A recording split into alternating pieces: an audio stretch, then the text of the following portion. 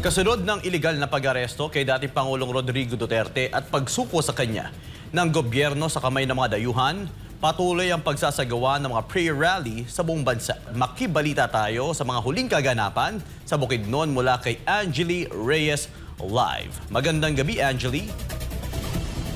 Yes, ako po ay Santo. Magandang gabi. Hindi rin pahuli ang mga taga-suporta ni dating Pangulong Rodrigo Duterte sa Langkapan, Bukidnon sa pagpapakita ng kanilang pagmamahal at suporta sa dating Pangulo.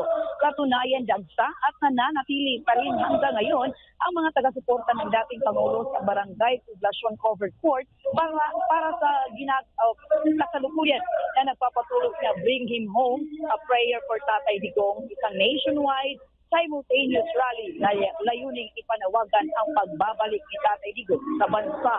Patuloy na lumalakas ang pagkakaisa ng mga Pilipino sa iba't ibang panig ng bansa bilang pagpupol sa iligal na pag-aresto sa dating Pangulo. Magpahalong galit para sa administrasyon na nagkanulo sa dating Pangulo, awa at pagmamahal naman para sa nila ay tinatawag nilang Tatay Digong. Una na rin nagsagawa ng prayer rally ang syudad ng Malaybalay araw ng napabalitang pag-aresto kay Duterte. Mula rito sa Langkapan, Bukidnon, Angela Reyes. Balik sa inyo mga kapartner.